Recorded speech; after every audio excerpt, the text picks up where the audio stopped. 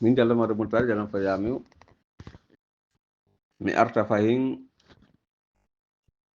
mi yewta fi ko mi ngaldi kon e me'en ko tawatara Aliou Ba model Aliou Ba no nanga no joga no tawtina fonike mange e Billo Ba no tawtina Habib Marwan Camara sukaɓe ɓe tawata hara aduna on foppu no andi fi maɓɓe aduna on ridori non ɗum ɗo yona naali en preuve ko waweten immorade danden ɓeɗo luttugol e kaso rewɓe maɓɓe ɓen no jooɗi no fanki ɓude ɓe yaltali ɓe wi'i hay e hunde nene maɓɓe no jooɗi yaltali hay wi'i hay hunde baaba maɓɓe no yaltali jooɗi no wi'a hay hunde nene gotoɓe maɓɓe yaltali wi'i wondema wallite men fi ɓeɗo nene gotoɓe amen no yaltira e nder kaso ko honto lagine fokkiti hanuɓe hikkade yeeso ɓen kalifaɓe Fuuta Jallo ɓen noddali mawɓe ɓen inni wondema toroɗen Allah sifa o ɗi boneji ɗo acca ga wota en siportu ƴettuɗo kaamilu weƴƴiti kaamilu yeeso aduna on fof o wondiri Allah wondema o janfotako jama makko o trahissata jama makko ko ɗoni o janfotako jama makko o timminayi ahadi o laamoto leydi ndin o yeru tan ko o wawata laamade kon fi ñiiɓingol gonga e nder leydi ndin o ƴettay gonga on o watta ɗum busol fi no ñaawire tawatara kono haniri noon ko noon ñaawirte gilandema ɗum o hunnaali ahadi joni mawɓe men hanuɓe yeetademo ɓen wayri en andi oɗo ko neɗɗo mo anda ko honɗum woni diina ko honɗum woni religion ko honɗum woni ko Allah on janti e nder kamilu Mamady Doumbouya andini en kanko anda fi ɗum ɗon onon noon mawɓe amen hooloraɓe no jangi ma hooloraɓe no halfina poste ji kelluɗi hiɗo wondi e janguɓe takko mo hiɗon hanuno yeetade Mamady Doumbouya o wawata mo bambande fino o laamitora lagine après 31 décembre 2024 sabandema o wondiri Allah o janfotako jama lagine on o wondiri Allah o soñjata yimɓe ɓen joni noon o desidi kadi o accitata laamu ngu ɗiɗi heƴata wotere ɓendata o accitata laamu ngu o wawata jogade laamu o anda ko woni laamu musidɓe tedduɓe yimɓe no yalti no waɗa on no janfo on no famintina kamɓe hiɓe wawi darnande on galleji ka wonon no fenana on hiɓe wondi e clan fi tun no clan on wawira jooɗorade so gayni jooɗade on tuma ɓe nanga ɓe wonɓe wadde ɗum foppo par ce que faale maɓɓe on ko éliminugol noone jogiiɗo moyen e nder leydi ndin no Sékou Touré wa'uno noon oɗo wa'ay ɓuri ɗon joni noon hara enen koyen jooɗo ɗon hara hay hunde en waɗata o woye onon mawɓe amen ɓen so waɗali ko hanuɗo wadde kon minen min waɗay ko min hani wadde kon minen noon hande meɗen kontago e meɗen tawa e mawɓe ɓen so yimeɗe wi'ude on ko on mawɓe wona on fof woni mawɓe e hoore amen kono hiɗon mawnina e hoore amen fi honɗum sabandema hiɗon jonna poste ji ɗi en fof hawtuɗen ko tawata kon hara onon hiɗo wawi wowlude jama on heɗo on ɓuri ko minen ko jama on heɗoto men kon ko ɗum wasi meɗe wiwde ko on mawɓe amen kono woɓɓe mon ko minen hecci ɗum wona kañum hecci men dey awa ko yaka seede men si tawi woni ha joni on andali Mamady Doumbouya e clan mum on ɓe immike fi faale déstabilisugol Fuuta Jallo e faale déstabilisugol lagine naadugol rébellion ɓe ko rébellion ɓe laami en fewndo ɗo Mamady Doumbouya e clan mum on ko rébellion ɓe woni ko laami en fewndo ɗo ko danger ɓe yimɓe danger ɓe woni ko laami en fewndo yimɓe criminel ɓe woni ko laami en fewndo yimɓe tortiray ɓe yimɓe wonɓe salade gonga wowle ɓe fermi radio ji ɗin ɓe fermi télévision ji ɗin ɓe fermi réseau sociaux on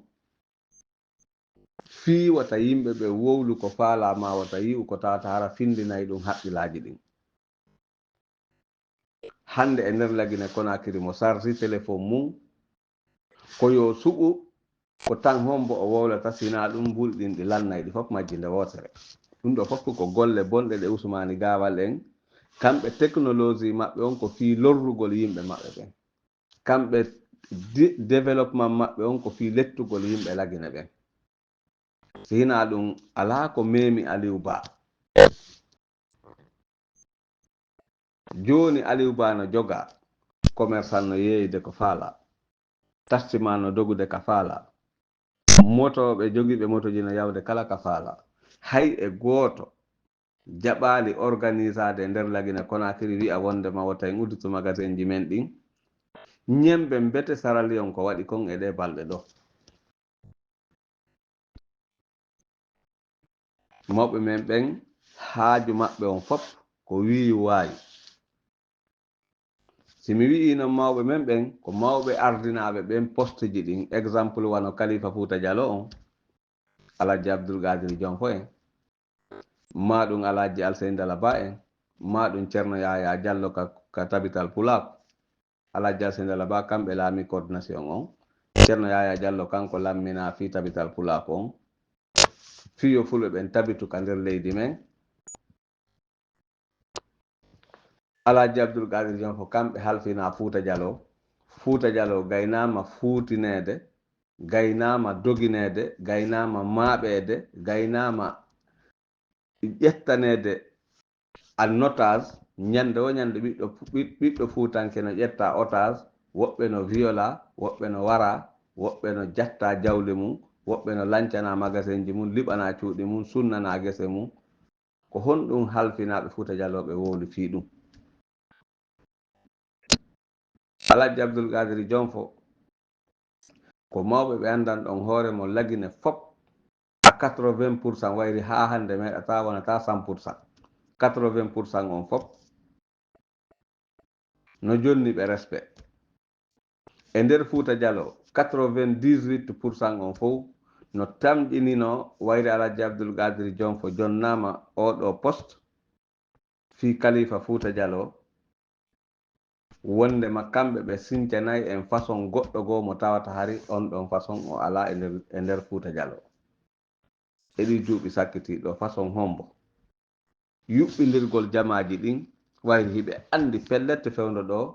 no woodi immiɓe jibinande Fouta Diallo fulɓe jeeyaɓe e nder Fouta Diallo wonɓe immade inna kamɓe koɓe mande Diallo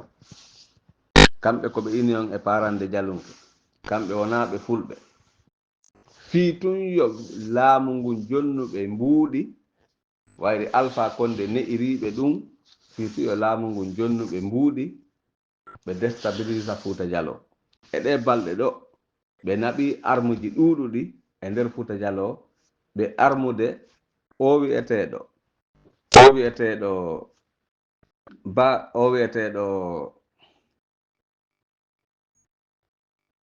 wi'eteɗo Tanu Camara ko on ɓe waɗi hoorejo union e paran jako lunketeɓe on Tanu Camara ka o waɗa hoore union e paran jako lunketeɓe ɗon o yimmike o yehi ka RTC ka radio télévision Guinée o holliri ɗon waɗama vidéo o holliri wondema wohimo yehi ton ko lamɓe ɓen nelanimo ton woni Boubacar Sidiki Camara en e Ammara Camara en Mamadi Doumbouya en Ousmani Gawal en ko ɓeɗo neli yo yahu ton fii yoɓe wawamo jonnude ahadi ko ɓe waddi kon o inni wona noon fii ka radio ɗon tun yen naɓi mo adir ko naɓimo ton ko fii yo hendo laɗɗe kaafaje ko ɓe soppirta yimɓe ɓen ma ko ɓe waɗirta bone e nder kame en ko wonaɓe warede ɓe sukaɓe wonaɓe signalede wonaɓe warede fewndo ɗo woni ko duhiɓe woni ko suddiɓe ko ɓe yimɓe ɓe Ousmani Gawal sorti ka nder l'axe no yeenude jawle ko ɓen ɗon woni e wadde ɗum fewndo ɗo wondude e ɓe wiwɓe hoore mum kamɓe wonaɓe fulɓe hiɓe jammiti union e parande jalunke e mande jalon ko ɓeɗo tato tawti Ousmani Gawal e waaɓe no ɓe wa'i Ammara Camara en Idi Amin en ɗum woni Boubacar Sidiki Camara bandi salte hunduko wandu ko ɓeɗo woni e cuunude yimɓe fiyo ɓe yaw ɓe wara yimɓe ɓen ɓe ndara si ɓe ratto yimɓe ɓen e nder kona kono ɓe famali ɓe famata kono Allah on faminay ɓe si ɓe sikki wondema ko kamɓe tun wawata jogade lagine ɓe waɗa ko ɓe faala ɓe sikki fenade ko penale ñabbaɗe ɓe sikki ɗon en jaɓantaɓe ɗum ɗum ko si Allahu laamiɗo jaɓi en jaɓantaɓe ɗum en donkinayɓe ɗum ko soti en donkinayɓe ɗum sabandema ɓe ɓura e wonde Guinée en ɓe ɓura en jeyede lagine ɓe ɓura en jeyde lagine sino woni fattuɓe e nder lagine ko kamɓe ɗi dawaɗi wonɗi e darade haɓɓito ko hulɓingol kamɓe ɓe laamoranto wona fi yiɗugol jama on yiɗana jama on moƴƴinana jama on ko hana moƴƴinade kon jawle men ɗen ɓe gayni adude jawle men ɗen ɓe yaltina e nder leydi ndi si tawi hande hara ɓe ceernoɓe me'en mawɓe me'en waliyaɓe me'en si tawi hande ɓe desidi e nder balɗe jeeɗiɗi si ɓe desidi Mamadi Doumbouya immoto ka jullere ara Mamadi Doumbouya immito ka jullere balɗe jeeɗiɗi nde foppu fewtuno Alpha Condé inni yo Allah ittu Alpha Condé no ittirimo wo Alpha Condé wontal ɗon hay yontere tawi o yiwi nde fof fewtuno Sékou Touré ko falano warde ɓe yimɓe ma ko warnoɓe salliɓe ɓe mawɓe nde warnoɓe maamu foppu fewti Sékou Touré inni Allah ittirimo no ittirimo Allah ittirnomo no ittirimo o nde fof fewtuno Alpha Condé Allah ittirimo no ittirimo Allah ittirnomo no ittirimo o ko yimɓe ɓen kadi faljuno kadi par ce que ɗum ɗon min mi wi'ay toujours ko faljere fii ka Dadisi Camara sabandema ko yimɓe ɓen woni faamari Dadisi Camara ko neɗɗo hendaɗo poisonna doroga bonna hakkille mum kin fiyo Alpha Condé laamu no wawi wano ko zammari doore wi'uno ko wondema yen faamu Fatiha tun lamminta Fatiha lamminta kañum tun ko ma wonda e goɗɗum hande commerçant ɓen fof no moɓodiri e ɓaawo Alhaji Alsen Dalaba en ko kala ko wi'ete kon ko fi wallitagol opposition ɓe ɓen hay hunde ala ko ɓe ala wona e wallitede commerçant ɓe wonoɓe wallitade sukaɓe ɓen ɗon ɓe fof maɓɓe hande a yiyay suka no yaha hay jonnugol mo golle ko o golla e nder Madina o kara hamɓe woni ɓe jonnirde golle par ce que fi maɓɓe kamɓe sukaɓen ko sukaɓe woni bandi wona bandiɓe wonɓe warde ɓiɓɓe maɓɓe ɓe wonɓe violude rewɓe maɓɓe ɓe wonɓe violude ɓiɓɓe maɓɓe wonɓe warde ɓe wonɓe jattande ɓe conteneur ji maɓɓe wonɓe lancande ɓe magasin ji maɓɓe wonɓe sunnande ɓe gese maɓɓe wonɓe bonnande ɓe cuuɗi maɓɓe wona ɓen ɗo woni bandi kamɓe ɓe konta ɓen ɗon ko bandi ko sukaɓe wonɓe yaltude manifesta fiyo gonga ñiiɓu fiyo sonja accuka leydi men fiito taw haramo bonna hulaka leydi men ko ɓen ɗon kamɓe ɓe jammi bandi kono ko woni yeeso kon ittay kumpa si Allahu laamiɗon jaɓi si on sikki men jooɗoto men deƴƴa ƴawon e hoore amen onon ɗi bandiji laamiɗi fewndo ɗo Mamadi Doumbouya Ammara Camara Boubacar Sidiki Camara Ousmani Faya on ɗayni hoore mon mi nani bandi salteji goo no wi'a wondema Seldal Diallo wi'uno wondema Mamadi Doumbouya laamitotako après 31 décembre 2024 nani bandi salteɓe goo no wi'a wondema awa hande ko le 29 ma ɗum ko le jeelu ma le 27 ma le 28 ɗiɗo balɗe fof miɗo nana bandi salteɓe goo no wowla ɗum Seldal Diallo meeɗa wi'ude après 31 décembre 2024 Mamadi Doumbouya jooɗotako ka jullere ko o wi'i wondema Mamadi Doumbouya yo andu après 31 décembre 2024 hande kadi haray o consideraka ko lanɗo lagine. Kala ka ambassade woni tawata hara ko basinoɗo e Mamadi Doumbouya ma ɗum consul yo on tigi andu haray gouvernement Mamadi Doumbouya o lannay le 31 décembre 2024 e minuit. Si minuit on fawi seconde goto naati e nder 2025 woni 1er janvier 2025 on soni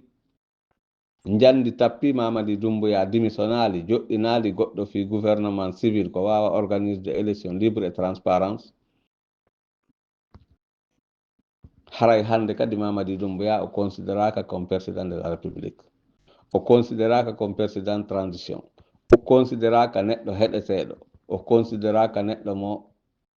lamminaɗo e nder leydi, ko considéraka ko bandi simple, terroriste, criminel, rebelle, ko ɗum haray o considéra. 500 personnes, plus de 500 personnes waraɓe zere kore ɓen Mamadi Doumbouya norto laaye après 31 décembre 2024 Mamadi Doumbouya yahay ka laaye wondude e kala ɓe o wonduno kala ɓe o wondi ɓen ka nder gouvernement ɓe foppette maɓɓe ɓe présente to ka laaye saswa noon ɓe ñaawe lagine ma ɓe ñaawe nokku Holland kono laaye on waɗay juuɗe maɓɓe. Ɗum ko si Allah on newni jaɓi jippitoɓe ɗe waɗa lefol tammol Diallo Madou Sadio Diallo Bappa Diame 30 décembre 2024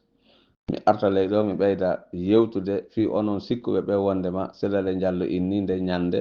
le 31 décembre 2024 Mamadi Doumbouya ko itteteɗo wona ɗum Selele Diallo wowli ko wi ko hande kadi haray Mamadi Doumbouya dirisata lagine Conakry ɗulle ko sûr et certain hono woniri mi arta ley ɗo